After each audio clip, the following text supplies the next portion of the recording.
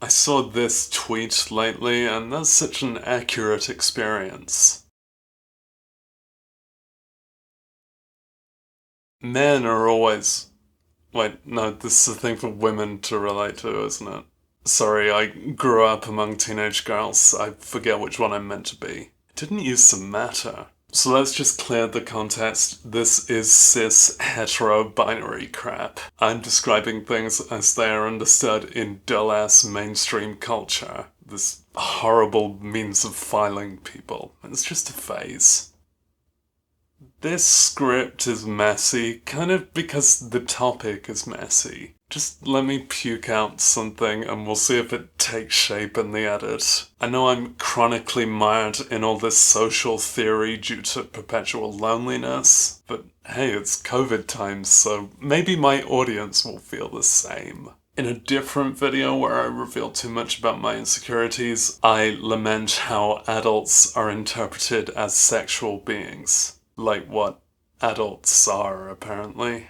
And I think that thought isn't really complete until we acknowledge the chasmic gender binary. I do think it's real ugly to address categories of people as if they're essentially different like this. But that's what I'm about to do. You just got a headline that it's very much an overview situational understanding. A game of vagaries that isn't really about being applied to individual instances, although it often can be. This tweet, and everyone who can relate to it, has experienced man as that creature class who's been taught he's always the protagonist of the story, but is allowed no emotional support.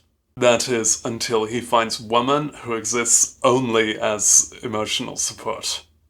Well, that and treacherous sexiness. This story is very common. You might have heard it as a religion's explanation of gender. We're placed into situations via how we're perceived. Both characters in this tweet have understandable outlooks. The man here, given even a sliver of attention, he's in love. Because he's so starved for it that his standards are about as high as ever being listened to.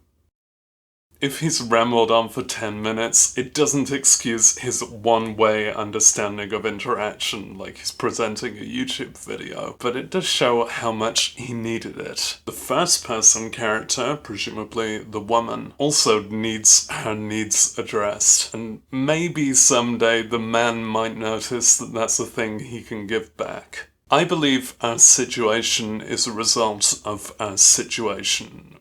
That can't be right. That is what I wrote. I guess I must mean it. I believe it's true of all human relationships, except maybe for reproduction, which always goes and complicates it by generating new percipients. Even then, that's a situation, just one with more responsibility. Literally responsibility. These differences are just the roles we've been put into, whether you respect that as natural or you think of it as artificial, but still just the role you're assigned. Now I'll do a bit where it's all first person and I might regret it.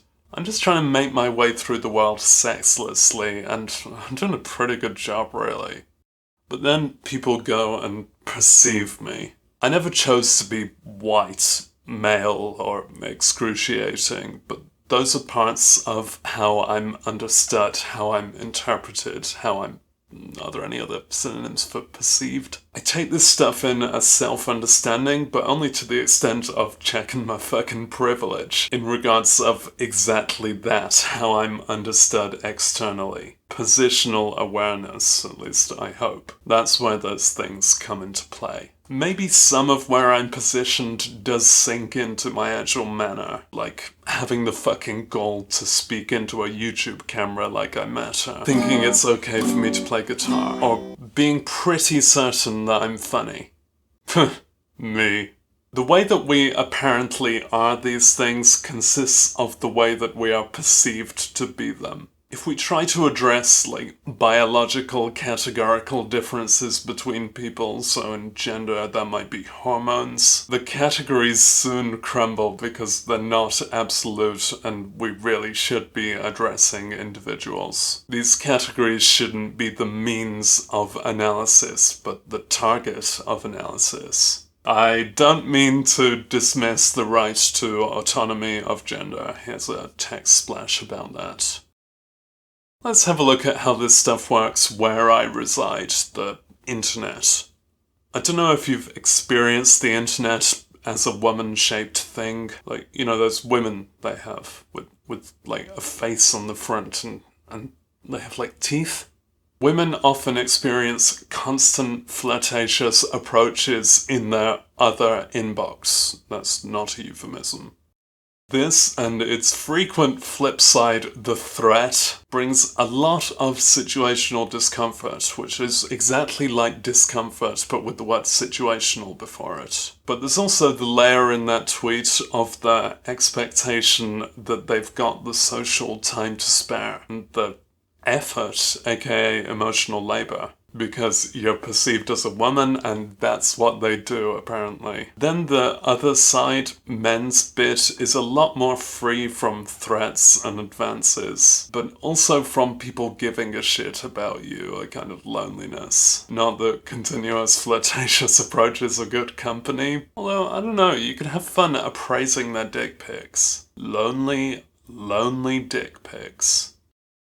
Out in the wild, I basically get interpreted as one of the man things, because my face is long and my voice is here and my name is like Nigel or Simon or something. I've not really got the whole suite of the man role I've mentioned. I've not got the sexuality, but I've probably got a good amount of the blockheadedness through not necessarily understanding people's situations, because I'd like to communicate without any of that shit. That's not definitely possible. I've definitely interacted in means similar to this gender disparity, but not because the man thing is who I am, but where I am. I understand identity as... I don't understand identity, but I understand the understanding of identity as situational. I feel that the two roles in that alleged conversation could be played by incarnations of the same character, just who's been filed into the two different situations. This brings us to something kinda ugly. Should we address men and women differently? I think it's actually a yes, but only because we already address men and women differently, which gives them different situations, and my answer is that we should address everyone with compassion for their situation. Try not to presume too much about their situation, but be ready to listen and understand it when they tell you themselves. That's the crucial part. Understanding, like an understanding, the noun, an understanding, is the core of human connection. Understanding, the verb, is how we do it. And if understanding caught on, our situations wouldn't have to be all that different anyway. Sorry, I was just thinking about me. Anyway, the way you've listened to me just now, no one's ever done that for me before. Wow, I really like you.